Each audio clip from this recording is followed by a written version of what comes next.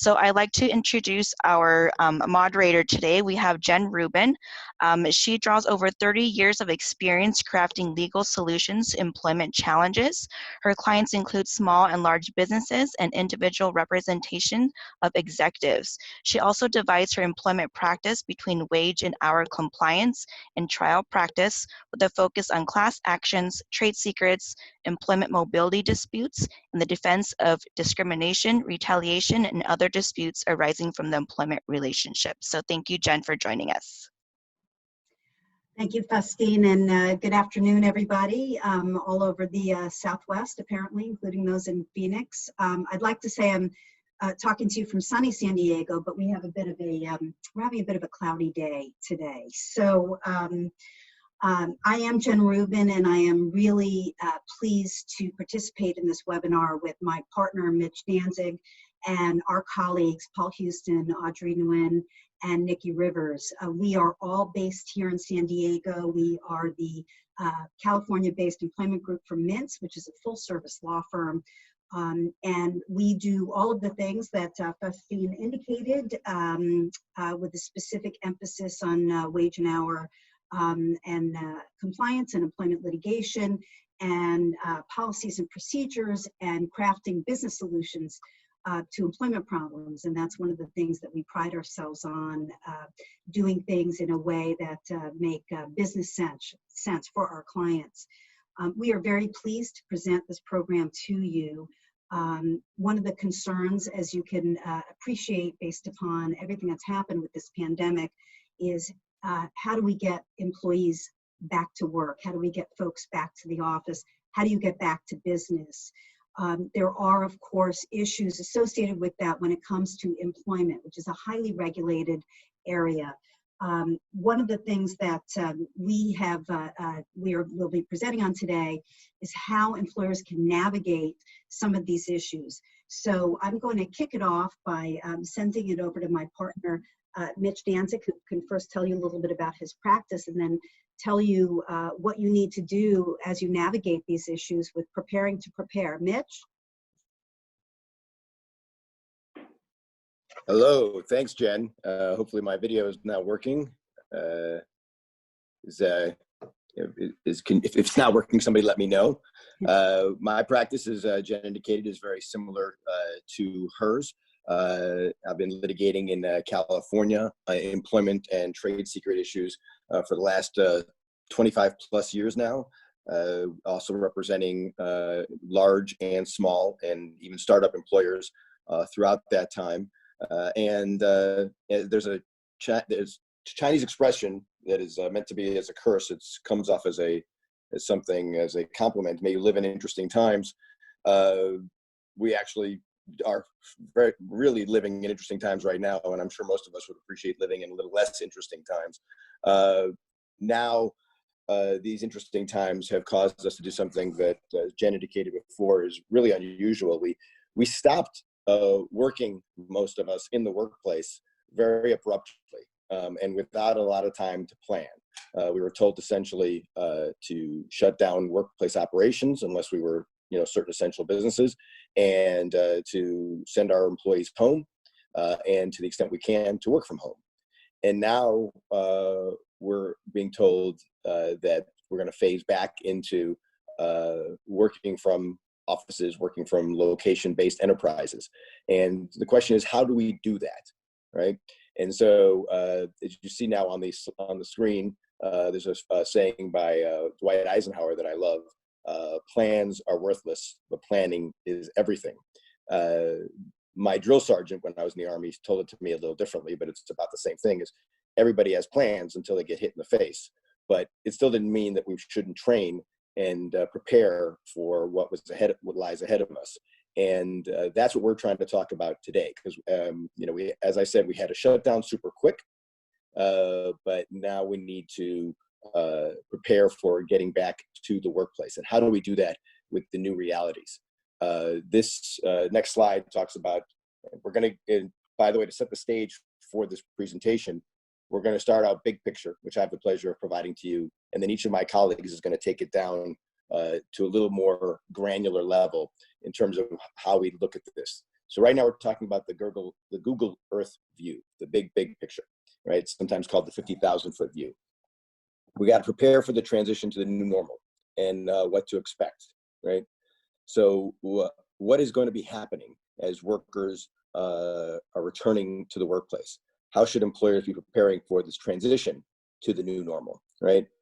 First thing that requires is not doing what we did just when we shut down because we had no choice, which was to rapid fire shut down and send people home, but actually engaging in critical thinking about returning to work, looking at our physical workplace, right? How we handle health and safety concerns. We took these things pretty much for granted before, how close people's cubicles were, how the hallways looked, how people worked in conference rooms with each other, in joint space with each other. So first thing is to look at what does our workplace look like, and now how do we deal with it, right? Also, who are our employees, right? How do we address foreseeable issues? Can we go back to that last slide, please? Okay, thank you. How we address foreseeable issues like accommodations, maybe health concerns raised by employees. Do we have a plan and process? If not, let's plan for that. And let's look at how we mitigate risks and as well as expected employee concerns. Next slide, please. We should talk about communication, right? How are we going to communicate with our employees? It's one thing for us to plan, for the management team or the owners of the business to plan. It's another thing for us to make sure that we're communicating openly, transparently even, with our employees about these issues. Employees are rightfully going to be concerned about their safety. They're going to be concerned about their professional lives as well as their personal lives.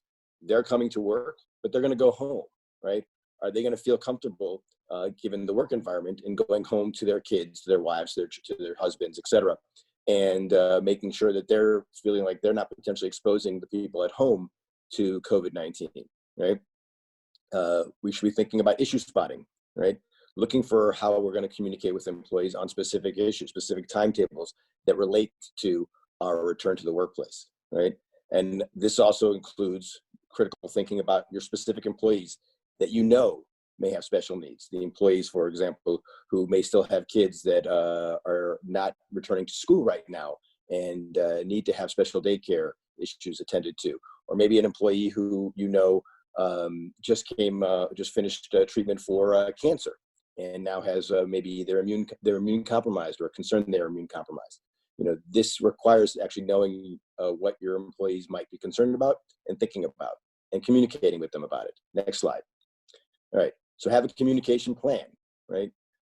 Again, as I talked about before, open communication with planning for that communication with your employees is critical, right? Have open channels of communication. Have pre-planned, try to say that twice fast, conference calls or emails to address employees' concerns. Make sure that you're updating the employees on what the plans are for returning to work. Again, they shouldn't be surprised. There's no reason now for this to be an abrupt return as our departure was, right? Make sure that communication is consistent and make sure that your management are flexible to adapt to what is likely going to be an evolving situation, right? We don't know how whether there's going to be a second wave, to what extent the second wave may change things. We need to be flexible, right? Try as best as you can, given your situation, to give employees one-on-one attention to discuss their concerns. Again, these are interesting times and very, very unusual times. And we can expect and should expect employees to have unique concerns that we might need to address. Next slide. Physical workspace. I talked about that at the beginning. Thinking about your physical workspace and whether it needs adjustments and what adjustments. Again, prior to COVID-19, nobody thought about how wide our hallways were. Nobody thought about how close maybe our secretarial stations were, how close people worked in the bullpen, how our conference rooms were configured, how close these chairs were, whether there were kitchens in the workplace and people congregating in the kitchens, water cooler talk, that kind of thing. So we may need to engage in some big picture planning, the who, what, where, when, how, and why. All that should be addressed. Think about specific issues that may be directly pertinent to your building, your office, your employees, right? As I mentioned before, the potential employee who's immunocompromised, the potential employee who might have other health issues. The employee who may just really not want to return to work given their fear of contacting the virus, right? Do we need to rearrange workspaces? If we do, we should communicate with employees about that. Do we need to have everybody return to work at the same time? Probably not, right? A lot of us have been working successfully from home with the technology advancements that we have. And maybe others need to return first, and maybe you have to work in shifts, right? Thinking about which employees are the most essential to get on site as fast as possible, right? Let's plan for how this is to be done. Make sure we're doing this in a thoughtful and systematic way. Next slide. In continuing with the planning, not just with the workspace, but also about the staffing, right? Again, as I mentioned before, we could potentially stagger employees. We can think about guidance even before it comes out from the government, which may do it, with respect to the number of employees that can be in a given place at a given time, right? We could gradually return people to work, looking at returning maybe 25%, a third, then 50% of employees, et cetera. Look at potentially high-risk categories, especially if employees express concerns, right? But be careful when you do this approach, because again, there's discrimination laws that apply to disability, as well as indicated here with respect to age. So anytime you're looking at addressing somebody who's in a higher risk category when it comes to COVID-19, you have to consider carefully how to do that. And you certainly would want to talk to counsel about it before you implement such a policy, right? If you have laid off employees or furloughed employees from when the shutdown was initiated, returning them again requires planning. Again, if it's going to be incremental, who you return first to the workplace could certainly raise discrimination issues, could raise retaliation issues. So just as you have to think about those things when you're conducting a layoff, or what we call a reduction in force, you also have to think about those things when you're deciding who to incrementally bring back to the workplace or bring back on the payroll. If there's a hint that you're doing it in a discriminatory or retaliatory manner, that can create problems. Also think about payroll benefits and insurance implications. You may need to talk to your plan providers to confirm that you're not running afoul of any timeline or coordination issues that may make the return to work somehow more difficult, right? Other big picture issues, right? Have you actually reviewed your handbook policies and updated them to address these new realities, the realities of people working from home, business travel, leaves that may relate to COVID-19? Have you considered whether training is necessary for your managers to educate them on precisely these issues, particularly on accommodation requests and things like that might come up in this unique environment? If an employee, for example, says, for the first time to you, advises you, as I indicated before, I just finished coming off of chemotherapy and I'm now cancer free, but I really am concerned about returning to work and I've been working really well from home, so I don't want to come back. You want to make sure that your managers know how to respond to that, and maybe make sure that if they know that that's not something they can just shut down, and that requires a dialogue. With all this, you have to keep in mind that all normal leave, discrimination, accommodation, paid time off rules, et cetera, that have applied to your employees still apply, right? For the most part, the COVID situation has not changed that. Of course, there have been added COVID-related leave requirements that you also need to keep in mind. And lastly, again here, you have to make sure your employees understand that these changes are being made, but also that, how long you anticipate that they're going to last, but also that they may be subject to change, right? We live in interesting times, as I said before, and things will change. So communication on these points is critical. So with respect to the, as we said, plans go out the window the moment you finish them. So you have to plan for the unplanned, right? You have to keep thinking about what are the local and state regulations. Where are we? Are we required to have facial coverings, wearing face masks? Are we required to have, what's going to happen if there's future shelter-in-place orders? Because, for example, there is a second wave, God forbid, right? What are we required to have in the workplace, right? Make sure we don't have a shortage of sanitizing products, disinfectant wipes, hand sanitizer. Make sure there are employees, maybe we have spare masks if the employees show up to work and they don't have a mask to wear, right? procure all the things you need in order to make sure that people can return to work in accordance with your plans, thermometers, et cetera, right? And then always look back, always look forward by looking backward, right? Review your protocols, review your procedures, and learn from your mistakes. And so you can do better now than what you did in the past. Next slide. That brings us to the next. Thank you very much, Mitch. And I think kind of one of my takeaways, and I'm sure many others from this, is planning.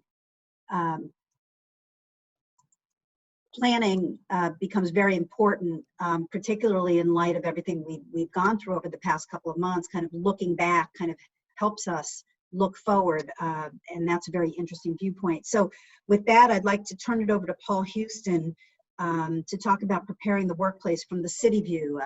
So we're starting way up high, and now we're coming down a little bit and looking at the city. And Paul, if you could just tell us a little bit about your practice first, and then take us through the city view, please. Absolutely. Thanks, Jen. And thanks, Mitch, for that overview. My name is Paul Houston. I'm an associate. I work with Jen and Mitch. I focus on employment litigation, on all sorts of matters from wage and hour class actions to trade secret litigation. And based on my litigation experience, I provide employment counseling for best practices, how to identify foreseeable issues, how to address issues that have come up. So let's take it one step down from the global view and start to get a little bit more specific. We're thinking here about specific new issues to the workplace raised by the COVID situation. We're trying to identify potential problems and practical solutions. These are guidelines to keep in mind, but they need to be tailored for your workplace and your particular workforce. Especially for smaller employers, you have the capacity to think specifically about individuals that you know will require some special treatment, special attention. And now is the time to be thinking about how we go about preparing for the return to the workplace under these new guidelines and these ever-changing principles of how best to handle your workforce, your workspace, technology, and the interaction while still getting business done. Troubleshooting these things is going to be alive and an ongoing activity. So it's good that you're here and equipping yourself now to deal with this new reality. Now, I want to just kind of front an issue that I think we sometimes forget about, and that is that, under the General Duty Clause of the Occupational Safety and Health Act, which is enforced by the Occupational Safety and Health Administration, OSHA, employers have to furnish each worker a safe place to work, right? An employment and a place of employment that are free from recognized hazards causing or likely to cause death or serious physical harm. And we tend to think of this as something that applies to manufacturing, physical workspaces where there's heavy machinery and things like that. And it does, but it also does apply to offices. And so, we need to be thinking of what our duty is to keep our employees safe and how we complete that duty, satisfy that obligation, while still, trying to go above and beyond that to be proactive in preventing what we know now to be foreseeable harm based on this virus, how it spreads in the workplace. So we're going to be thinking about things like whether the employees need to return to a central office location or whether they can continue working remotely. This is a business by business analysis. For some, it's going to be easier than others. You're also going to be thinking about your physical workspace. Are you in a densely populated urban area where the virus is more likely to spread, more likely that one of your employees could be an asymptomatic carrier, or is your office located somewhere more rural where you may be able to, factor in more practical concerns and considerations when you're preparing the workplace? If you are in an urban zone, is relocating temporarily to a more rural area something that's plausible? Just something to think about. So this all goes into considering the nature of your business. What is your business like on a day-to-day? Think about sort of a virtual reality tour of a day in the life of one of your employees. How much interaction are they having person to person with other employees? Is client interaction an essential part of your business? If you are imagining a lot of person-to-person contact, how much of that is necessary? How much of it is avoidable? For some occupations, it's not easily replaceable. Transaction of physical goods, difficult to do without in-person interaction. But, you know, there are a lot of jobs increasingly that can be performed almost as easily remotely. So the way to think about that is identifying things like person-to-person contact points and ways to eliminate the amount of that face time that isn't essential or necessary, right? Think also about in your workspace, things like meeting size, conference room size. Do you need to have in-person meetings? We've all seen, we're seeing now, how effective things like Zoom and WebEx can be at replacing in-person meetings with video meetings. We can do things like share our screen, show documents. There are document markup technologies that allow people to participate in meetings remotely. Some people even prefer them now. So all of this is just sort of reassessing what your normal mode of business looks like in this new workplace and what sort of things, practical steps you can take to eliminate what we now know to be risky exposures. Next slide. So this comes down to something you may call reconfiguring the workplace. It could be both a digital reconfiguration, things like rescheduling meetings from physical to a digital meeting. It could also be actual physical reconfiguration of things like desks. You know, we're thinking about things like open floor plans. I know some of my clients basically have a warehouse with tables and desks that run kind of in aisles, and everybody can talk, everybody can see one another. It's a very collegial environment. No walls, no borders, and for some businesses, it really works well in encouraging employee collaboration. But that sort of arrangement could be dangerous now. And so if you have an open floor plan, things like even adjoining cubicles and desks, you're going to need to reconsider that. Employees should be sitting at least 6 feet apart. You should also be considering whether, if you do have a floor plan like that, how do I practically go about redoing that? I mean, aside from getting a whole new office space, which is incredibly burdensome, well, think about things like plexiglass dividers. Think about things like policies to have employees prohibited from using other workers' phones or desks or offices. You know, if you have sort of like a checkout system. I know some businesses use, you don't have your own office or your own desk, but you have basically like a library card, and you kind of check out a particular desk and you go sit there, and that's where you work for the day. Things like that will need to be rethought.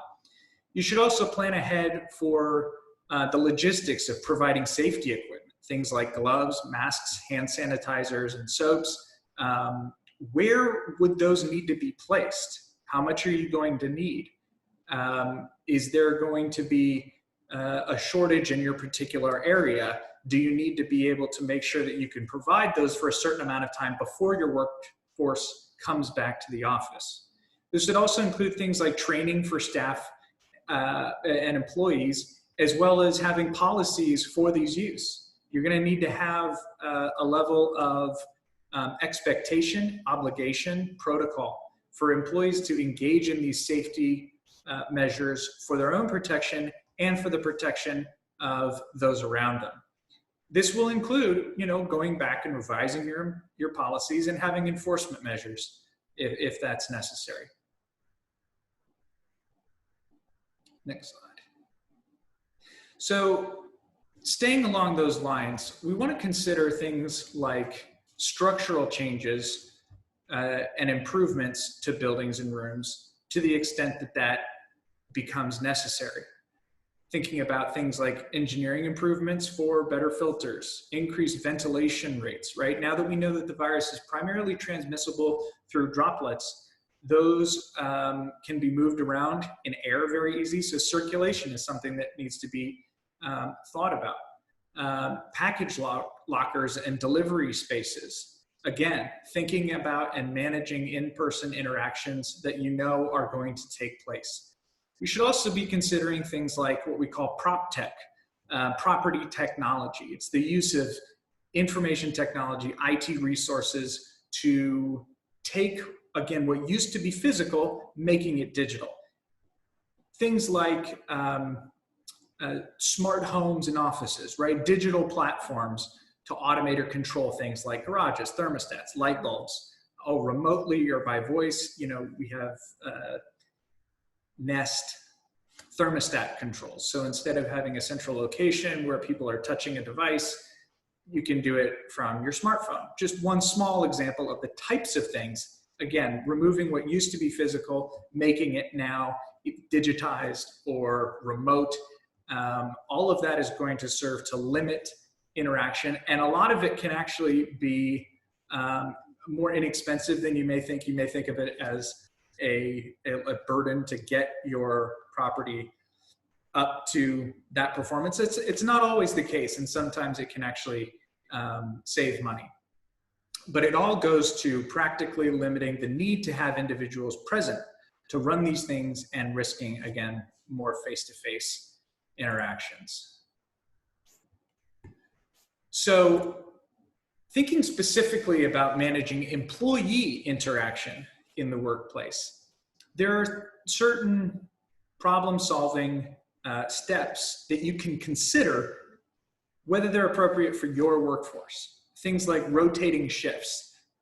For example, 50% of the employees come into the office every other week. Just one example of something that you can, the type of thing that you can think about where same workforce, same office space, and something like that may allow you to, for example, seat people further apart because you can space desks out where they used to be closer together, because now on a 1 week on, 1 week at home, office, home, you can have fewer people physically in the office. Also think about setting boundaries and rules for things like the number of people who are allowed to be present in a conference room, restrooms, kitchens, common spaces that we know are going to be shared once the offices are back up and running. And again, like we talked about, this is going to involve creating policies about things like social distancing, and Nikki and Audrey are going to talk more specifically about what those policies are going to look like in a moment. But I want to get you started thinking about these are the sorts of things that you're going to need to direct your employees to do. And of course, that involves having policies that you can refer to, making sure that you stay consistent, making sure that the policies are thought out and that you have something where if you need to enforce it, you can. And you're pointing to a specific policy rather than just kind of working ad hoc on a situation by situation basis. Again, making sure that you can enforce these policies as you would any other policy, from absences to tardiness to smoking in the building. All of these are the sort of employee safety, health and welfare policies that we're going to need to manage. And these are not going to be really any different from that in terms of a policy that you can enforce and that employees need to understand. Another thing that we're going to need to be thinking about is screening and testing employees, which is just going to be part of the new normal. This is going to be one of the most changing aspects and one of the most critical aspects to make sure that you're staying on top of in terms of the day-to-day, week-to-week, month-to-month changes, because they will change as the course of the virus changes. vaccines will change this when it comes out. But things like screening and temperature taking, it's going to depend on both state, local, federal guidance, and you're going to be familiar with what laws apply to your particular area. But for most places with certain capacities, there's going to be screening recommendations or requirements. And these could apply to both employees, but also to guests, visitors, and delivery people. Keeping in mind that you have an obligation to keep your employees safe within reason, things that are foreseeable, which would include things now like visitors to the office. You need to expect that these requirements, that this guidance is going to change and evolve over time. It's going to be important to stay up to date on those. So last thing before I kick it back to Jen, all of these considerations and policies should be, if not contained in, at least thought about or recorded down in something like an infectious disease preparedness and response plan. This would be an active living document.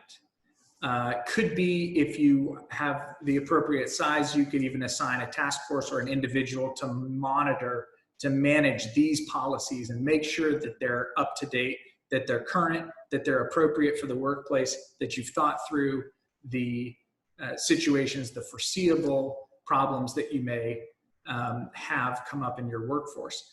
If possible, visit the main work sites and record a day in the life, like we talked about, of the average worker. Look at what that they are going to be going through, where they're going to be interacting with people, and what sort of guidelines and protocols you can adopt, put down in writing, and have for quick adjustment and application as the laws change, as the situation changes, and as problems come up in your workforce. You're going to have an opportunity to address things in real time. Having a centralized policy to go to and address these things is a good idea.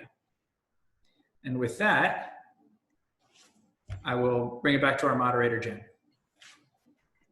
Thank you very much, Paul. That is all very useful, because now we're taking the planning to go back with what you just spoke about, which is how do we get there? And now I'd like to turn it over to Nikki Rivers to first tell us a little bit about your practice, Nikki, but then talk about how do we prepare the workforce itself.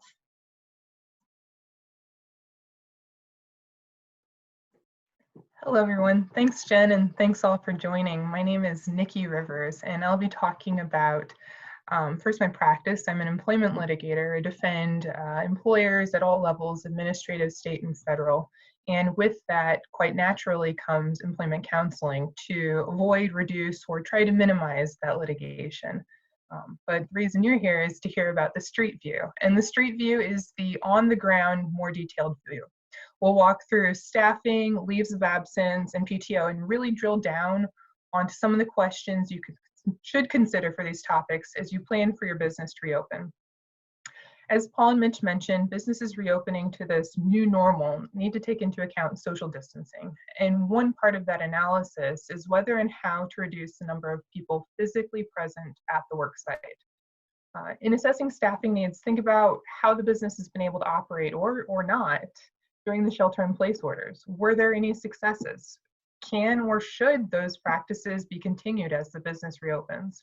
For instance, maybe you had weekly check-ins during the shelter-in-place, and they've evolved into a way for employees to really keep tabs on what everybody else is doing. That might be something you want to continue.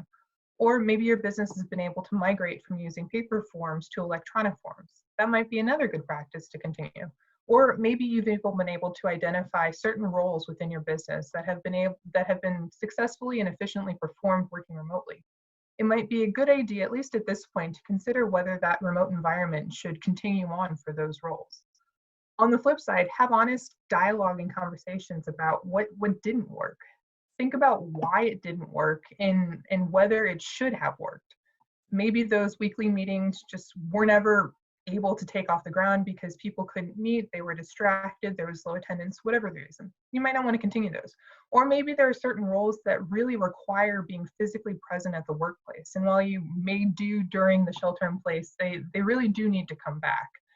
Depending on your size, a great option in order to solicit and start that dialogue might be having an employee survey to get employees' opinions on their thoughts. Again, the idea here is really to focus on successfully transitioning the business back to reopening and really position the business for success moving forward. Another important question with staffing is who and when those individuals should return to the physical workplace. Again, this is a business by business assessment. There's not going to be a one size fits all approach. It'll depend on a variety of factors like how many workplaces you have, what the work sites look like. As Paul mentioned, it's some type of open environment as opposed to cubicles or even offices. You'll also want to take into account the success that you've had working remotely. If you've got those roles that are doing well, maybe they don't need to be the first ones coming back. Think about too the number of people that you're going to have returning in each phase, whether it's even possible to stagger scheduling. Could you have a day shift, an afternoon shift, or an evening shift? Can you rotate those employees? And throughout all of that is weaving this idea of being able to adhere to social distancing requirements. All that said and done, one of the important things to remember here is that all staffing decisions must be supported by legitimate, non-discriminatory business reasons. The next thing I want to talk about is that COVID-19 has led to new leave laws federally and locally. And I apologize, I saw there was a question. I think we'll take questions at the end. Is that right, Jen? Yes. Cool. So acknowledge. COVID-19 has led to new leave laws federally and locally, and Audrey will talk more about some of those changes. Make sure your leave policies are consistent with those changes. One of the worst things you can do is just to pretend like everything's fine, and things have changed, and I think acceptance of that and addressing those issues will make things better on the front end as you're planning to return back to work. Also remember too that some employees have very real concerns or possibly even fears about returning to the workplace. Those concerns may or may not be ADA related. But to the extent that you can, if your business has been able to operate remotely, it may be appropriate to consider extending remote working options. If you do that, we'd recommend preparing and circulating a teleworking policy to ensure that both you, the business, and the employee understand each other's expectations for teleworking. For that policy, think about things like hours of work, expectations of work. Do you expect your employee to maintain the same hours? Should the employee be able to take off and do something else in the middle of the night? Those are things to consider. Also consider reimbursement requests, and that's particularly important in California. You want to make sure that your employee is well situated to be able to work successfully and efficiently in their home office. So think about the needs of that, of what that role would require. Maybe it's 2 monitors, maybe they need a printer. Take a look at what the job description requires. Also a big thing, as people have quickly migrated over to these electronic video conferencing platforms, but also remind your employees that appropriate backgrounds and appropriate attire for video conferencing must be consistent with your anti-discrimination policies. Also a big thing to consider if you have people working out of the home is the requirement to maintain privacy and confidentiality of business information or client information. Final point on the teleworking policy is make sure that you've established controls for ensuring compliance with any wage and hour obligations. This is also a good time before reopening to anticipate some of these possible accommodations that may not have existed before. Remote working, if it's been successful, could be a reasonable accommodation.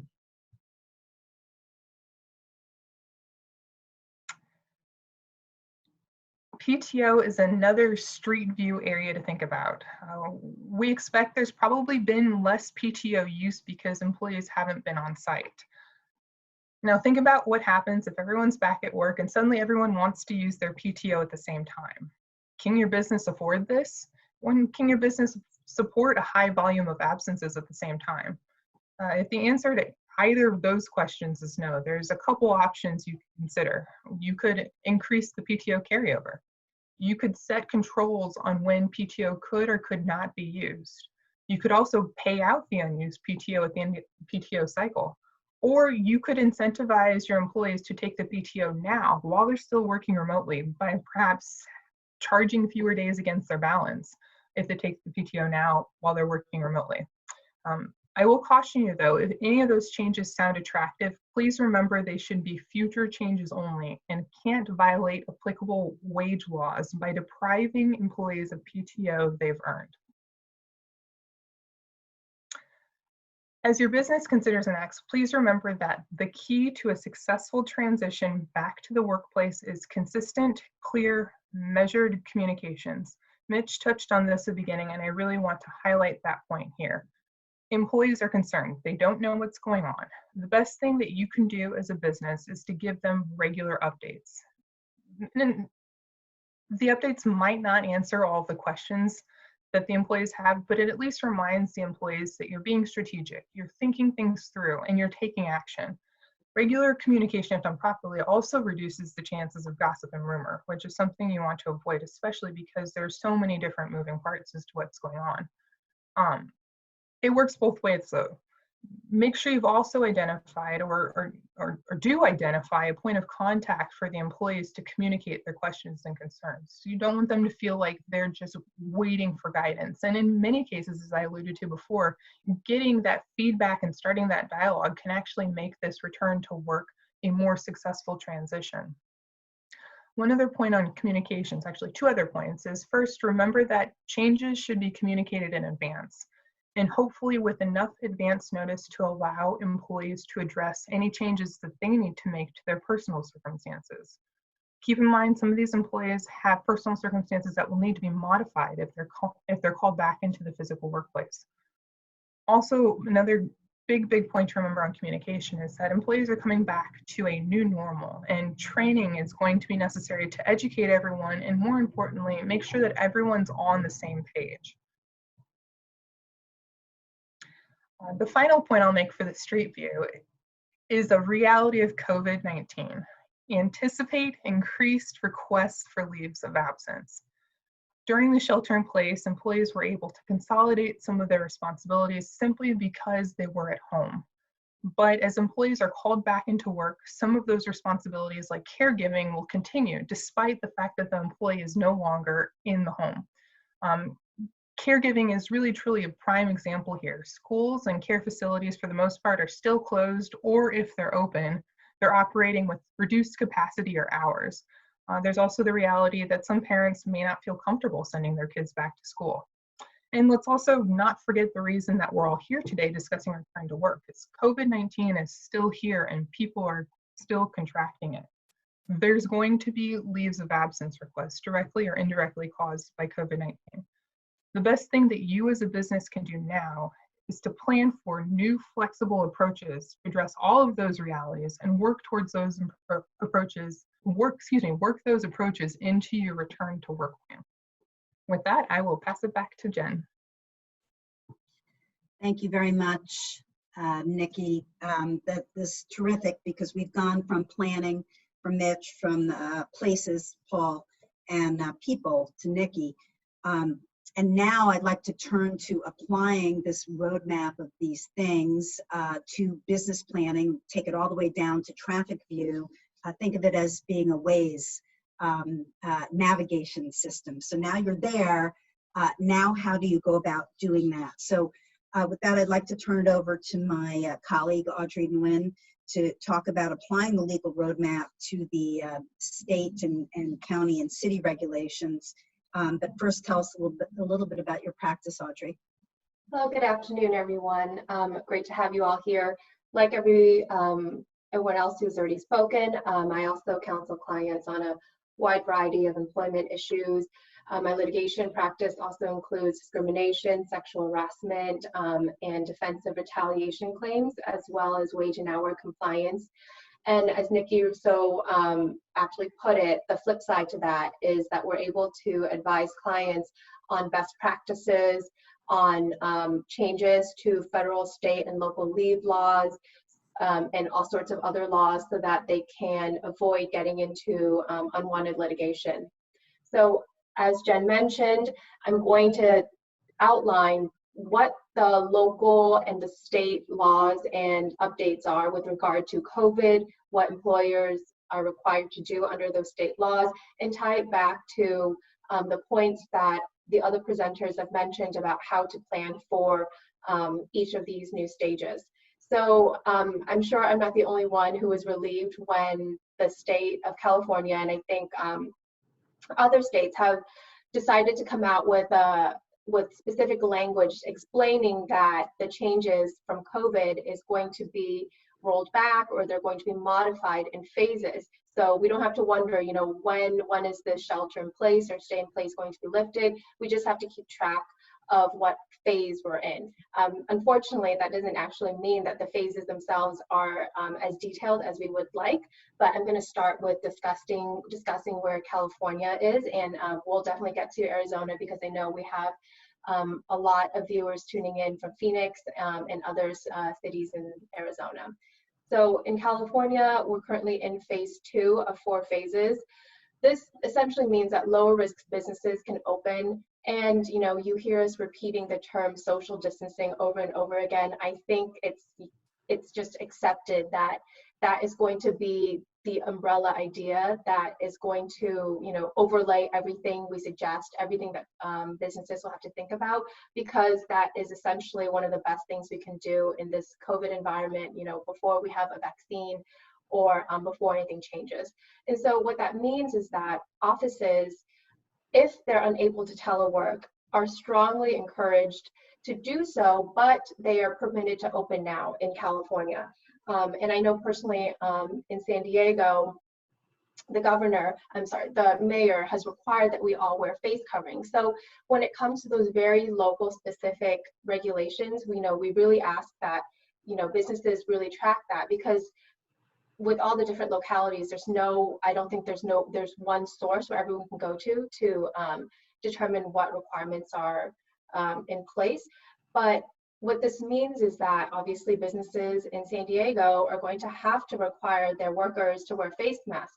And I'll be honest here, you know, we've been talking amongst ourselves with, you know, what that means. If someone has their own office, does that mean they have to wear, you know, a face mask the entire 9 or 10 or whatever hours in the office? And I think that's going to come down to a common sense kind of analysis, and really think about whether or not the action serves the overarching purpose, which is to keep people as safe as possible within reasonable bounds. You know, if someone is on one side of the office, someone's on the other side of the office, I think it's pretty clear that we're not going, you know, the government is going to barge in and require that both people wear face masks. But those are examples of things that realistically we don't have very specific guidance from the government on. And I think possibly it's because the idea of the knowledge we have of COVID is evolving. You know, a while ago, the CDC had said we should be cautious of transmission via surfaces. And as Paul mentioned, now that we know that it's through droplets and, you know, it's aerosolized, then that concern is lessened. And so, you know, the guidance is going to shift away from, you know, manic cleaning of all surfaces, even though regular cleaning is required, to, you know, ventilation and things like that. So that's what we mean by these local rules. We should keep on top of these local rules, but that we shouldn't be surprised if they change. In Los Angeles, we're touching on that because it's, you know, very close to San Diego. They're in phase 2, but they're not in what the government is calling advanced phase 2, which is where places with slightly higher risk is going to be allowed to open. So in-store retail isn't open, places of worship are not opened. And so I think practically, no matter what phase your business, what phase location where your business is located is at, you should have signs reminding patrons, reminding your employees, reminding clients, vendors, anyone you have interaction with, to observe social distancing and you know, wear face covering if that is required for where you are. Next slide, please. So earlier on the street view portion, Nikki had mentioned that there are certain specific city and local requirements with regard to supplemental COVID sick leave.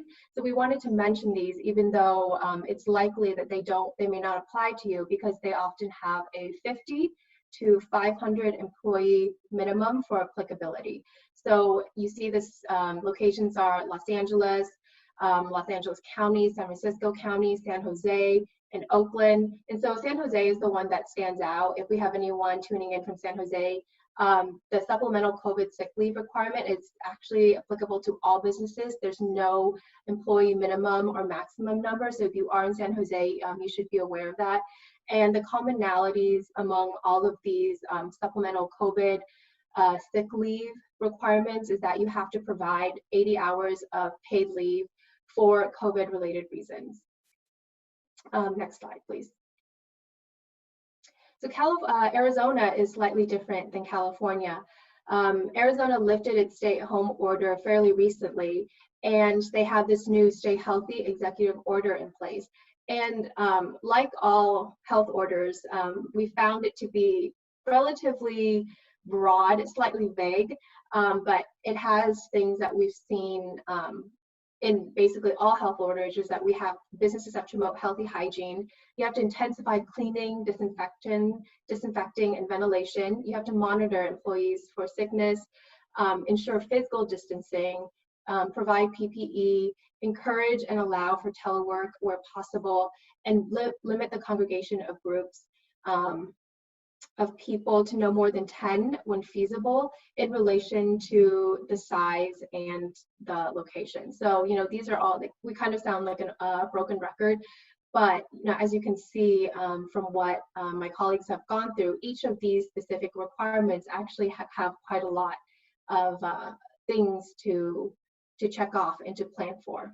Next slide, please. Okay, so what does this mean for you?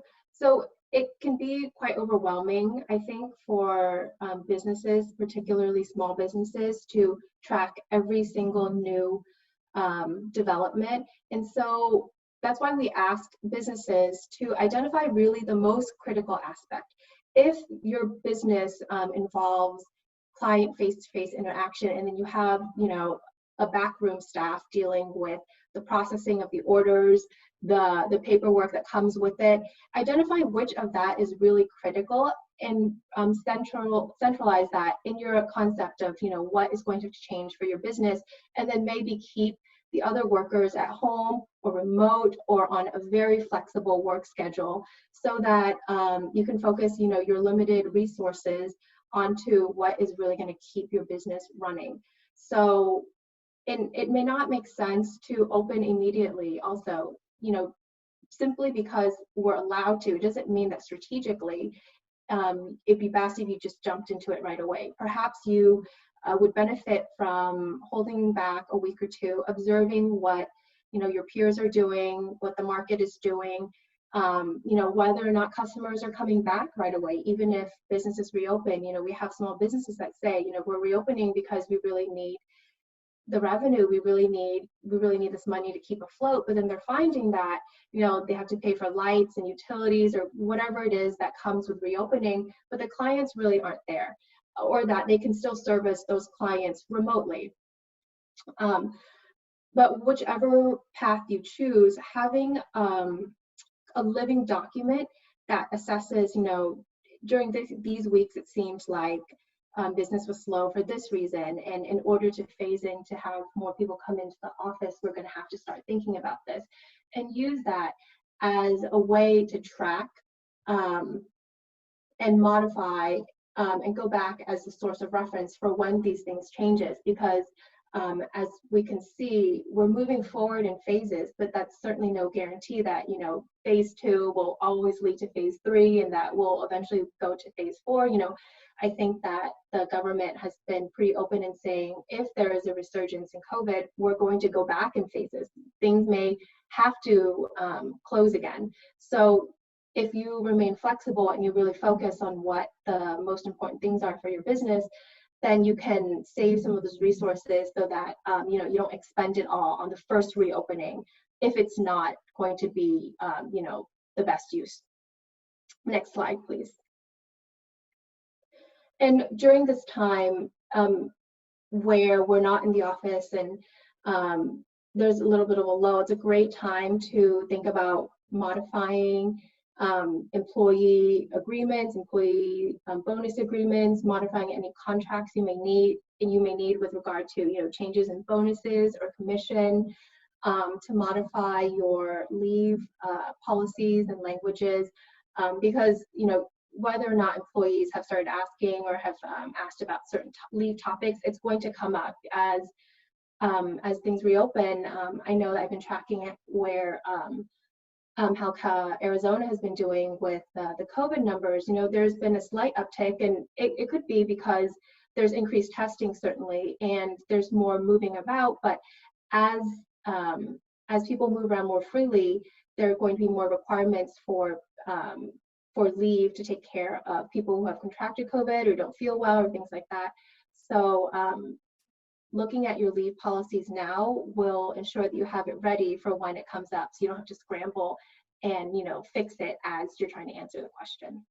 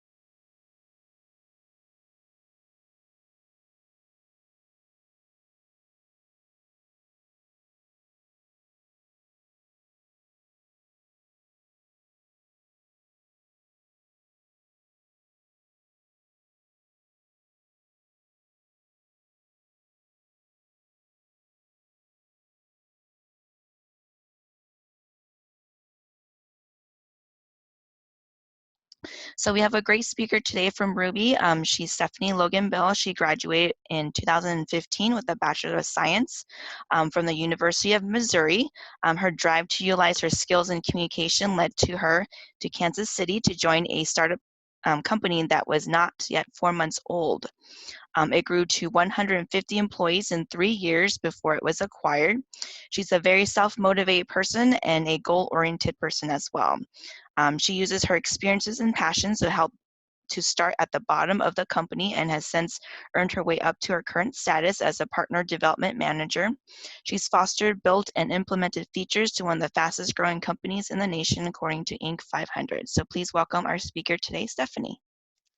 Thank you so much. I was prepared to talk about myself there for a second. Thank you, Faustine. It makes it much easier to not have to try and describe myself too much. But thank you, everyone who's joined in on this. I really appreciate you taking the time out of your day. And my goal is to make this as informative and educational as possible. I have a huge passion for small businesses. I was originally in veterinary school about 5 years ago and left to pursue heaven knows what. I wasn't certain. And the business I joined kind of fell into my lap. I was the third employee at a company called Professional Chats, and that grew exponentially, as Faustine said, to 150 employees in 3 years. So I loved the experience. I would venture to say I would not do it again because it was so stressful and so hectic, but I hope to just provide a lot of great resources for you all today and make sure that you take a lot of great pieces away from the talk. And today's talk, I would like to focus on how to take your business virtual. So across the country, around the world, business owners are just racing to figure out how to keep businesses alive and thriving amidst everything that's happening in the world right now. From Twitter and Facebook and Google, so many companies are taking a leap and transitioning to a partial or fully remote workforce. And the virtual office, quote, quote, is taking off. But what does it mean for your particular business? And I realize not every business has the option to go virtual or do everything remotely. Some operations can only happen in shared physical spaces, but much more is possible with today's virtual tools. And many business owners are realizing this and getting a jump start and realizing it's easier and cheaper than you might think. So we're going to dive into this. I plan on helping you guys get your sea legs, so to say. We're going to go over the nuts and bolts of how you can transition to a virtual office, a virtual workforce management, and potential perks for you, your employees, and your business stand to gain by making your office a little more flexible in the long run. So the benefits of going virtual, we're going to expand on this quite a bit. We know firsthand moving your team from an office space to their home is not quick. It's not easy. In 11 days, nearly 600 people at Ruby moved to a remote location. And that was an all hands on deck, 24-hour kind of day situation, but we did it. And honestly, we're beginning to experience some benefits of making the shift. And we're not the only ones. Business and talent all over have been embracing the remote life and perks that come along with it. Whether you're shifting to a virtual office because you must, or you're excited about the possibilities of remote work, we're here to let you know that it's not all bad.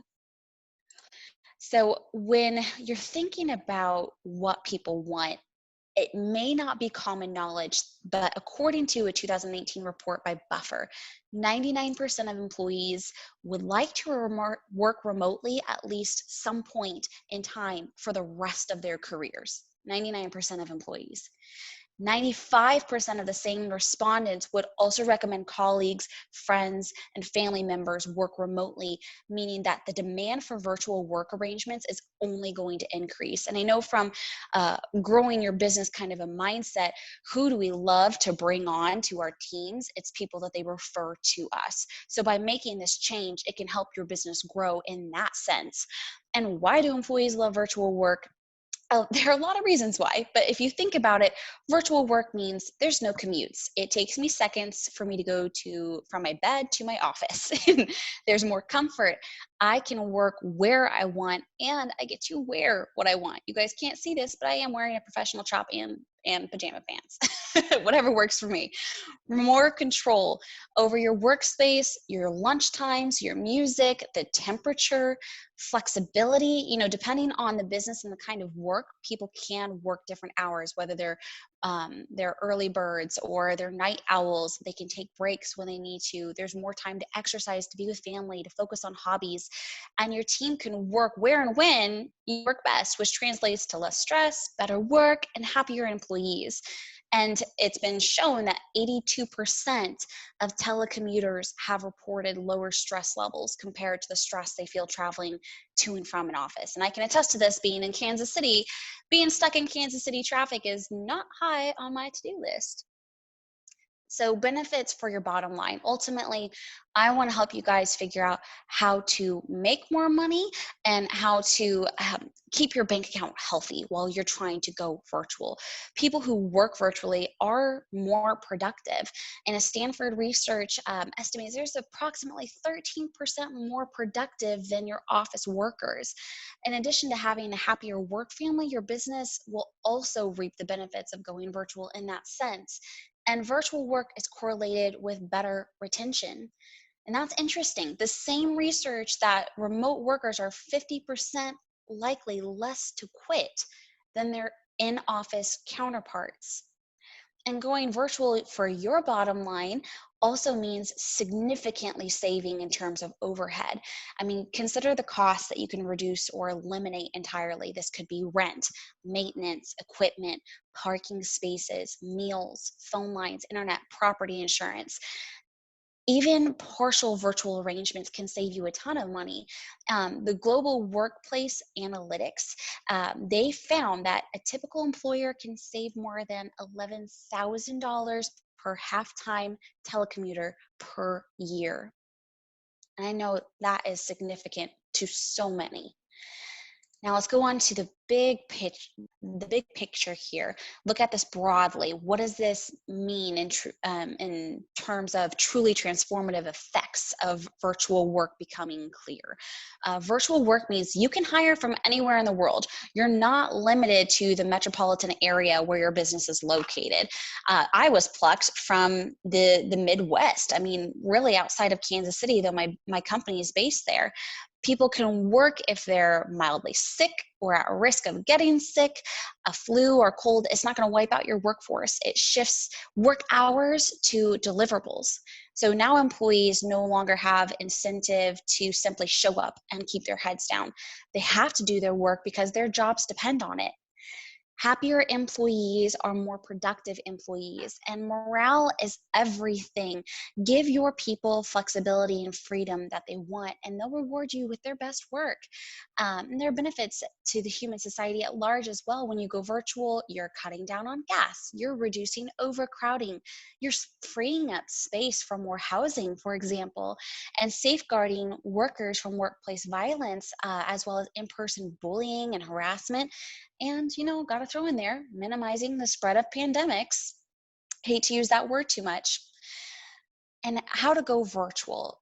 So I know there's a mixture of emotions. Everyone's either feeling stressed or excited or overwhelmed, and that's completely normal. But change is hard, and hopefully this section will ease a lot of feelings of uncertainty. We're going to start by digging into how people do their work from anywhere and the tools they need and what tools that you need to manage them. As you know, running a business can get complicated, and between managing projects and keeping track of resources and meeting customer demands and maintaining a brand, there's a lot. It just seems like it's never ending at times. And then consider all the effort it takes to court customers and build your network and optimize your online presence and hire new staff. The list goes on. And our current situation complicates these challenges even more. So moving to a virtual office space, that is going to create an opportunity to streamline and modernize your business. It's a chance to get rid of the binders, excessive emails, landlines, training videos from 1995. Please get rid of those. With the right mix of hardware and software, your team can work faster and better than they were before you went virtual. So let's talk about the hardware. This one's pretty easy. The most important tool in any office, it's going to be your computer, and having machines that can handle your employees' workload on the go, it's imperative. So here's some examples. Consider battery life, storage, graphics, Wi-Fi, Ethernet capabilities, and the number of USB ports that you'll need to have available.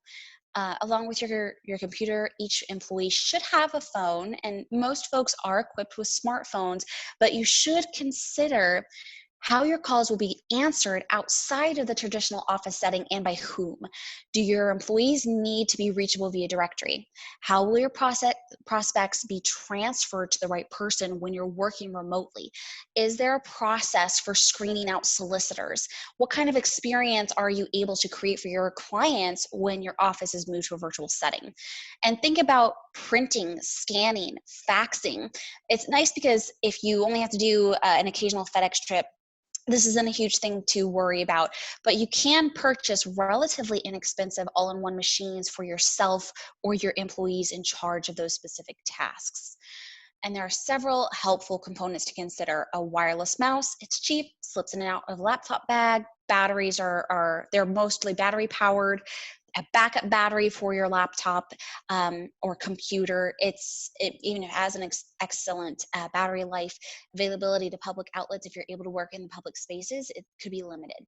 And lock or security cases. So aside from security software, there are a variety of locks and security cases to prevent laptop theft while on the go. So just some things to think about there. The software, and here's the big kahuna.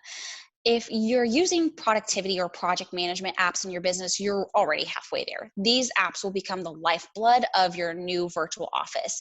Video conferencing tools like Zoom and Grasshopper's Join.me take online meetings simple. Collaboration tools like Slack offer space for individuals and whole teams to interact. The faces, voices, and input from your team are just a click away, which is so helpful. Besides the human factor, project management tools like Teamwork, Asana, Trello, or Basecamp, these will keep everyone on the same page, even if they're on different points of the map. I know from experience we use Asana, and I am in it every day updating my tasks. Look to sites and apps like Harvest or TimeCamp to generate activity reports and invoices from one location. And I mean, just to say it, basically whatever you need, there's an app for that. To do some online research, ask around, capitalize on free trials. That's a big one, and get yourself equipped with the right technology mix. Over the next few slides, I'll show you an overview of some of the top tools in various categories like project management, website, e-commerce, design, and so on, so that as we go through these tools, you can get an idea of what's available. I won't go through them in depth because that's beyond the scope of a webinar, but hopefully it'll give you a sense of a lot of free and low-cost solutions out there. So just be ready for that information. You can also search ruby.com/small-business-resources and get a scope as well. And I have a slide prepared for that a little bit later, so I'll touch on that in just a second. So with project management, a lot of business owners, project management takes the form as a series of sticky notes, whiteboards, morning stand-ups with your team. That's how I was when I started professional chats. Every morning we did our stand-up, and that's kind of how we held each other accountable for our tasks. It can be really challenging to figure out who is where with what task and what next steps need to be planned, because you can't visually see everything from home.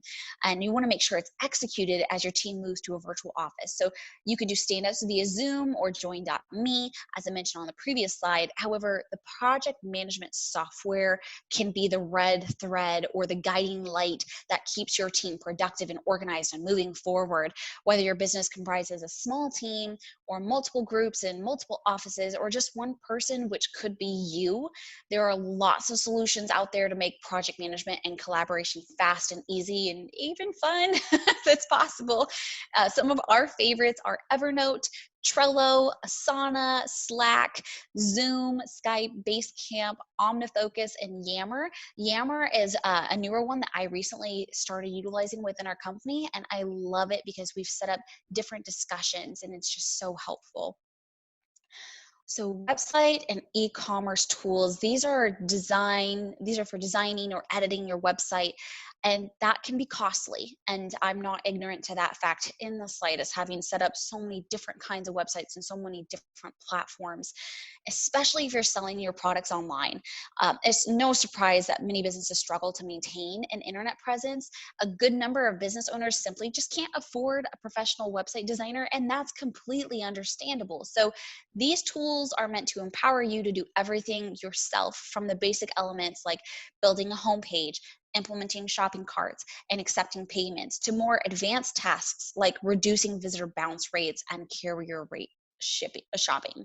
So I recommend Shopify, Squarespace, WordPress, Square, Unbounce, ShipStation, SiteLiner, Search Code, and Hotjar. Those are ones that our clients have had a lot of success with, as well as we've had some experience with them ourselves.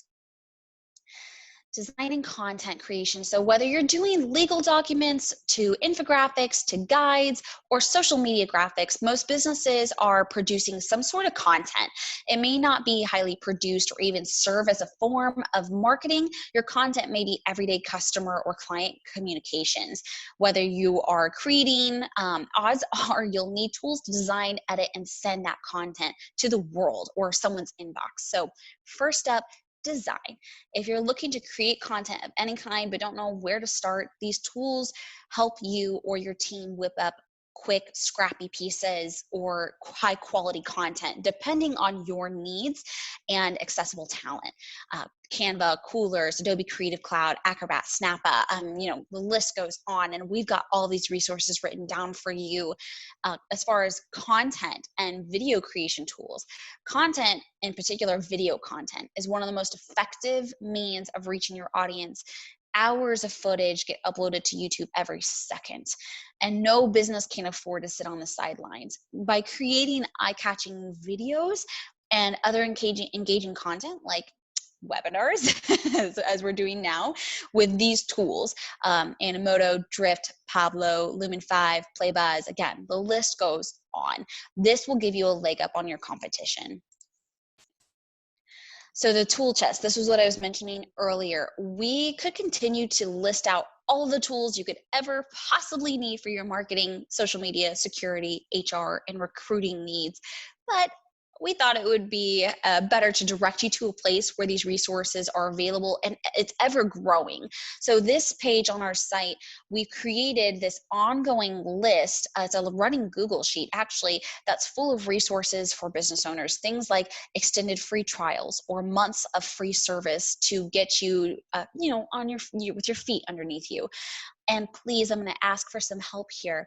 If you go to that list and you don't see a specific resource that you've utilized and you want to share with other people, we would love to hear about it. And please email us at resources@ruby.com and help us grow our list. Our mission here is to help as many businesses stay on their feet, especially small businesses stay on their feet. So the more resources that you can provide to us, the better. Thank you, Faustine, for putting those in the chat. I appreciate that. And outsource where you can. So I would be absolutely remiss if I didn't talk about how we can help you achieve virtual office success. So as there are tools that replace interwork communication and project management, Ruby is here to help create exceptional client experiences over the phone and via your website. So we'll go right into our live virtual receptionist. How do we do it? I can't give you the exact ingredients to the Ruby secret sauce, but the main point that we drive in with our receptionists who are live 24/7, 365 is we want to make each moment matter. Each call, each chat, they matter. So we want to enfold your customer and future customer into an experience that's friendly, warm, professional, and appropriate to the situation, and make them say, wow, this is awesome. This is Ruby's specialty, and it turns your callers into customers. So we will make sure each and every call gets answered, and we screen out solicitors. We will have them remove you from call list. We will make sure they do not make it through to you, and work to create meaningful personal connections that help you grow your business, not only because we're handling that great first impression that leads to lasting loyalty, but also because we're giving you more freedom to prioritize your time and resources to the things that matter most to you in your business right now. We will answer 100% of your business calls live. We transfer them to you where, when, and how you would like. We can place calls on your behalf.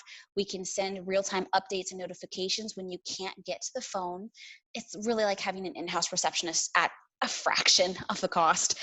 And in addition to trusting your clients with Ruby, we're going to hand over your website building and search and optimization efforts to Vivial or enlist Grasshopper as your phone service provider. So Grasshopper is one of our partners.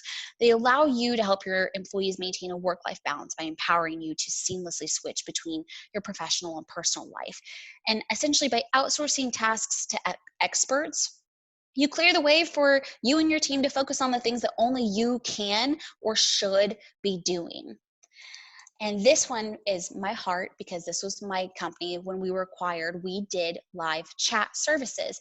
I was our company's very first chat specialist, and I created a lot of our communication aspects to this as well. So it's my pride and joy. Phone calls aren't the only piece of managing a virtual office. Traffic to your site is also a critical part of capturing new customers and handling current customer inquiries like, are you open? With Ruby Chat, we will be there without you having to be there. It's our highly trained live chat specialist, again, 24/7, 365, the same stellar experience as our receptionist. We're opening up the door for your new customers and offering the kind of experience that prevents customers from leaving your site and going to competitors, because it's easier than anything. They are a click away from clicking onto your competitor's site. You need someone there to grab their attention and answer their questions. And our chat specialists work proactively to gather their content, their contact information, and can even connect chat customers live to your team within seconds with our call to connect feature. That was actually something that I introduced to our company. When we're chatting with a lead, I want them on the phone with you now. I want them to convert now. So we will actually transfer them through to the business to get them scheduled or to talk about a product. We will send notifications to you in real time via email, text, and or phone, so you can act quickly. And our robust reporting features mean that in no time you'll see the impact of adding live chat to your site and how you can save on your bottom line. And if you don't believe me, if you like numbers, I got numbers for you. Chat is often overlooked, is an overlooked aspect to lead generation and conversion. But like I said, if you're channeling any sort of dollars into marketing, you're sending people to your site, and you should have someone there to engage them and set the tone. Not only that, but get leads to convert faster, because immediate questions are answered and we can get them on the phone with you faster. Speed is the name of the game. Speed to lead means you beat out your competition, which everyone loves that. And just as a quick little example, this is an example conversation for an example of one of our home service companies. We are answering basic frequently asked questions. They can even be COVID specific questions. You can tell us the kind of answers you would like us to provide. So it is customizable scripting to an extent. We'll provide real human connections, and we're going to generate leads for you, which is really what we want to do here, is help you grow your business by getting more leads in your door, especially right now. On top of capturing new business and keeping current customers happy, outsourcing often comes with technology that allows you to work from anywhere. For example, we have an app, and it puts the power of the front desk in your hand. So you can check notifications in real time, choose your caller ID to avoid using your personal number when returning calls. We call this porting. This is my favorite. I used to be a salesperson, and I was notorious for having 2 phones in my hands at all times because I never wanted to miss a call from a potential customer. And this way I can call or I can text from my personal cell phone, but through the Ruby app, it is showing up as my business business number, which is awesome. If you need a business line, the app can help with that too. If you're currently using a business phone and a personal cell phone to protect your personal number, we can put the power of 2 phone lines into one single device. And the name of the game here is it's getting billable hours to your day. That is another way, an excellent way to grow your business. I mean, the national average of folks that want more billable hours, they would say 2.5 billable hours a day will be awesome to add to my bottom line. 40% of Ruby customers say they gain 3 to 5 billable hours a day. 44% of Ruby's customers say I get 5+ billable hours a day by using you, which is great because we're on the clock 24/7, and that means you don't have to be. So we just want to bring it all together for you. We're simplifying your life while giving the impression that to your soon-to-be customers that your business is either larger than it appears or that your business maintains a super high-touch customer outlook despite current situations. Either way, it's a win-win for you. And managing your virtual workforce. We're going to get to the nitty-gritty here because this is important. Going virtual, it's not going to be as simple as sending everyone home and hoping for the best. And I know you don't think of it that way, but you have to set the members of your workforce up for success. And how can we do that? Empowering them to work independently, but not in isolation. There's a fine balance, and you need to be ready to support them when they need help. So you should ensure they're accountable for their work and available when you need them. It's a relationship, and in which people on both sides, employees and managers, you have to maintain that balance. It needs to make a compromise when necessary. As in any relationship, it's all about communication. There are practical and technological components to this. As a digital workplace expert, Nigel Davies recently wrote in Forbes, look at those who succeeded with remote working. It becomes clear that it needs 2 things to thrive, and both boil down to good communication. The first is proficient technology. That makes staying connected and collaboration as easy as when 2 colleagues are sitting side by side. That technology must also transmit culture to the widest reaches of the organization so no one feels cut off. And the second is common understanding that communication is paramount. This means being explicit about it, teaching how it's done, and making sure that talking between teams, departments, branches, and offices, it's a part of your culture. And Ruby has done a great job of this. If I can just give a shout out to my team, who I hope they're listening in some way, shape, or form. It's rarely about the worker, and it's hard to dive into this, but we got to understand working remotely requires a certain mindset. You need go-get-em employees who are motivated and self-directed. Not everyone has what it takes. And that said, in our experience thus far, anyone who's a good brick and mortar employee tends to perform just as well, if not better, virtually, if they have the support that they need. In other words, if there's one person who's lagging while everyone else is performing well, the problem is bigger than the working arrangement. If people are falling behind across the board, you need to face the issues that are inherent in working remote. Fortunately, these tend to be fixable through management interventions. And there are a few common challenges to working remote, and these are all brought to us by the Harvard Business Review. Number 1, lack of face-to-face supervision. In a virtual office, employees and managers can't always communicate immediately. Number 2, lack of access to information. Virtual workers need to work harder to find information and get their questions answered. They also aren't as aware of what's going on for their colleagues and their workloads and their moods. I mean, Harvard Business Review said it best. If you know that your office mate is having a rough day, you will view a brusque email from them as something natural. It's a natural product of their stress. However, if you receive this email from a remote coworker and you do not understand their current circumstances, you're more likely to take offense or at minimum think poorly of their professionalism. Number 3, social isolation. It's a big one. If workers don't have the ability to regularly socialize with each other, they can start to feel lonely and alienated and depressed. And I can speak to this, and no one is immune to this. Distractions at home is number 4. Although a lot of studies show that remote workers face fewer distractions than their office counterparts, they still encountered unexpected interruptions, especially if they have children, pets, older relatives in need of care, or responsibilities that require attention from home. So we've covered the problems, let's cover the solutions. Provide regular check-ins. I have a check-in with my team every day, just simply titled Sanity Check, and I love it. Ask employees how they're doing. Make sure that they have enough, but not too much to do. Provide great training. If you have or had in-house employees, you've probably relied on the good old watch and learn mentality, which is great because a lot of people learn that way. With remote workers, it's a little different. Virtual employees can train on site, but they're also trained through a series of documents, videos, and meetings through online means. And that can be daunting at first due to time constraints, but don't fret. It's a small investment with big returns. Set them up for success. If you've established trust with your remote team, set some time aside to grant them access to every system or network you think that they might need. This will drastically reduce their stress. Have an internal drive. If you have things like Microsoft Remote Desktop or LogMeIn, that's so helpful for them. Think of Dropbox. Think of social media. You'll thank yourself when you don't have time to stop what you're doing with work to allow them to have access. Create plenty of opportunities for work conversations and non-work conversations. So daily tea or coffee breaks through Skype or Google Hangouts or whatever the case may be. We have a lunch once a week for the entire company to join, where we actually talk about hot topics that are happening in the world. So we can talk about a lot of our angst or frustrations or worries about what's happening and really just feel like we're a part of a community.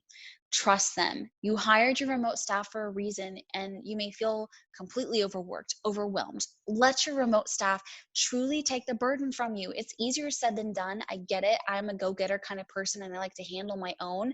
But take a few weeks to get to know your virtual employee and build trust. You can find someone who has that same mindset. And once you've gotten to the point where you're both comfortable, give them that autonomy. And that will do nothing but make them more loyal to you and your business. And first and foremost for me, it's always be kind. Pay attention to what employees are saying as well as what they aren't telling you. Again, easier said than done when they're virtual.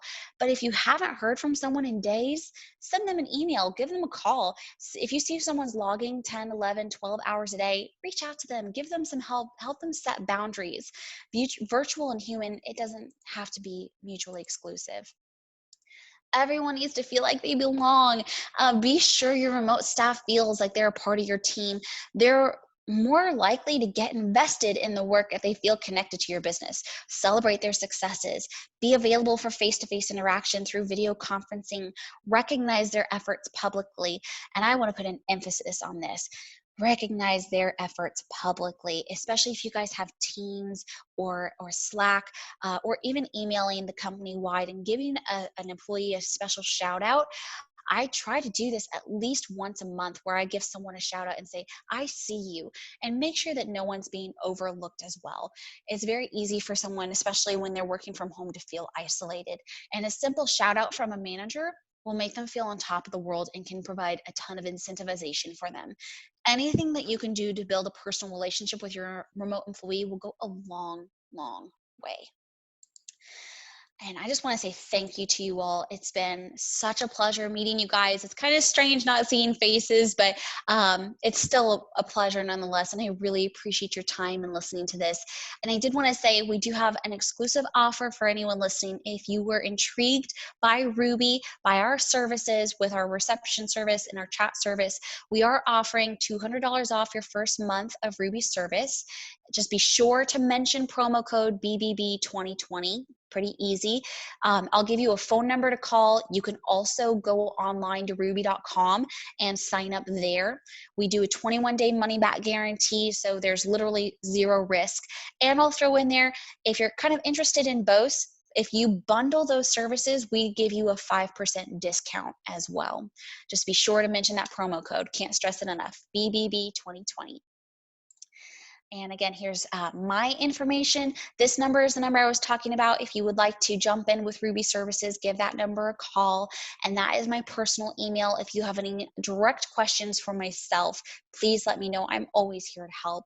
I love this company, and I will be more than happy to answer any remaining questions that we don't cover here. So I'd like to open up the floor to questions. You can enter questions in the webinar chat, and I'll happily answer anything that you all might be thinking. Great, thank you so much, Stephanie. So we have a question from Lisa. How do you recognize work anniversaries in a remote environment? Oh, that's a great one. So again, it kind of goes back to your management style. Here at Ruby, we do Rubiversaries. So we do have it, we have a master calendar that shows everyone's work anniversaries, and we don't expect everyone to be looking at that. So on their work anniversaries, we give them a special shout out. We send out a company-wide email, and that way everyone can reply to that email and say, you know, we're so happy that you're here. You've contributed so much to the company, and even share fond memories that they had since they started working with you. So I recommend those special email shout outs. I wouldn't necessarily say Slack. We've tried Slack in the past, or your communication channel that you might use, whether that's Slack or Teams or whatever the case may be. It's good. It can sometimes get buried if you have a lot of different communication aspects going on that can often get buried. And we also give folks the day off on their Rubiversary. So that's a special treat for them. So oftentimes if the Rubiversary, if it falls on a weekday, we'll send out the Rubiversary email thanking them for all that they've done the day before, because oftentimes those employees do elect to take that day off as a special thank you. I love that Rubiversary. What a special treat for your employees. Yeah, I love it. I'm working towards my 5-year Rubiversary. At the 5-year, we get 5 weeks paid vacation, and that is something I've never experienced before. So I'd like to get there one day. That is huge. It's huge. So we have a question from Dan. How much is enough and too much for employees? I don't want my employees to feel bored, so I give them enough work to keep them busy. Yeah, that's a great question. And it's a balancing act, because every task is going to require a certain amount of energy. So that can tie back to your project management, where you can see the tasks that are laid out for every person, and they should be able to set a timeline for themselves and show you, you know, what I should be able to achieve this week, and what project is so big it might take me 2 weeks to complete this project. But that way you have that checklist and you can see. And I have to throw in there checking in with your employees. So not only do I have a daily check-in with my small team of my marketing team and my partnership team, where we call it our sanity check, where we kind of just talk about our lives and it's chit chat. I also have a weekly meeting with my direct two, and she's just straight out asking me, what do you need from me? What do you not know what you need? You know, that question, that it's how I used to feel in college when the professor's like, does anyone have any questions? And I'm like, I don't know what I don't know. It's kind of an open territory right now, where we're all trying to figure out what workload fits us the best. But in that meeting time with her, I'm able to say, you know, this particular project is giving me a lot of strife. Is this something that's priority right now, or can this wait? And we discuss together, you know, from a business perspective, because you as the manager, as the owner, you have the 10,000-foot view of what needs to happen and what's helping your business grow and what should take priority. So oftentimes those quick calls, they can be 10 minutes, they can be 15 minutes, they can be 30 minutes, depending on, you know, how much needs to be said. That gives you a chance to say, you're doing great work, you're doing too much right now, I want you to focus on this project, and if you can get that done for me in this timeline, that would help. And by you providing that leadership, that will be a great incentive for them to want to please you, because this is a challenge for them. Great, thank you. Adrienne writes, what's a reasonable budget for home office equipment when transitioning from working virtually? Oh, that's a great question. And Adrienne, I might just have to get some feedback from my team and just see how we came up with our budget. I would say the easiest thing that we did with our team, because again, we had 600 employees to send home. we let our employees rent equipment from the office. So I'm sitting on my office chair right now. I'm using my office laptop and my office monitor, my mouse, my USB port. I checked it out from the company. So they're keeping track of all those pieces. And if your team still needs more, like if someone needs like an at-home scanner or fax machine or whatever the case may be, I would say that really would be case by case depending on what you have available to utilize for your employees. With our team, we don't have a ton of a need to do too much with our scanners. So we actually have one employee that has the right to go back to the office and print checks, for example. So we don't have to have her have an in-home printer. She lives relatively close to the office as well. So that's a way that we just decided to be a little bit more cost effective. But if you want some numbers and you want an example of how Ruby specifically did this, let me click back to my email. Shoot me an email and just mention that you were a part of the BBB webinar and your question again. I'll talk to my team and get some specific stats for you and recommendations on how you can come up with a reasonable budget. Great, thank you. We have David who asks, what are your thoughts of holding meetings with their employees? I like video, but then I get zoomed out. Do we still use the phone for communication with our employees? Video, yeah, everyone's zoomed out. And there's actual psychological studies that have been done recently on why you are more exhausted at the end of your remote workday than you were when you were working in the office. And it is astounding. And I know I have the research somewhere and I would put it in the chat if it wouldn't get me too distracted from the conversation. But it is absolutely acceptable to be zoomed out. Absolutely. So something that we've adjusted to, and I highly, highly encourage this, any meeting with a team member that you can call from your phone and get outside, do it. My meeting with my manager that happens once a week, even my sanity check meeting that happens daily for 30 minutes, I tell them whether or not I want to see other people's faces or if I would rather be on the phone prior to the call. And I'll just say, hey, just a heads up, I'm going to be calling from my phone. And that way I can be outside in nature and be, a little bit more refreshed. I'm walking, I'm getting out of my chair because I know I'm probably not alone in saying this. My bum gets a little bit sore from sitting all day. So it's refreshing. So I encourage you, don't shy away from saying, hey guys, let's do a phone call meeting. And you can do that via Zoom. You can still create a Zoom link and everyone can just call in on the Zoom number. And give yourself the freedom to move and get fresh air and not feel like you're trapped inside. It gives you a change in environment and change in scenery, and it will do wonders for your mental health. Great, thank you so much. I don't see any other questions. If you do have further questions, please go ahead and type them in the chat or the Q&A. We can still answer those. We still have a couple minutes left.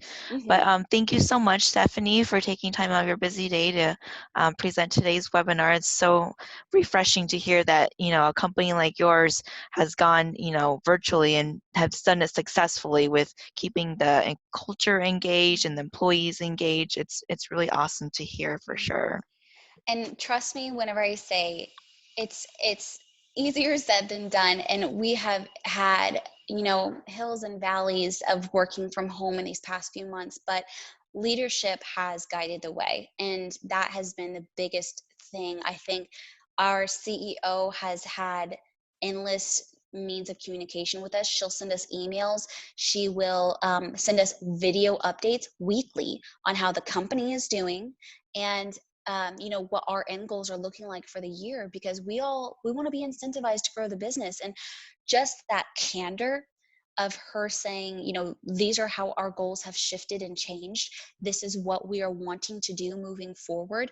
That candor alone, the loyalty, I mean, my gosh, I would be on the front lines of battle for my CEO because she is just that kind of an empowering employer. So I encourage you guys to just keep the communication ties up. It will not go unnoticed. She even started a chain about recipes. So we have this ongoing email chain where folks just occasionally drop their favorite recipe that they're trying out because, you know, what else is there to do in quarantine but cook and eat? So that's been a game changer. And if you guys just want some general ideas on how to keep morale up during this time, shoot me an email. This is another one of my favorite topics, and I have nothing but wonderful examples from our leadership here at Ruby. And I want everyone to feel this way about the company that they work for. Great. Thank you so much, Stephanie. I don't see any other questions. So thank you so much, Stephanie, again. Thank you, everyone, for attending. This webinar will be posted 1 to 2 business days on events.bbcommunity.org. So thank you, everyone. Please stay safe out there and still stay healthy.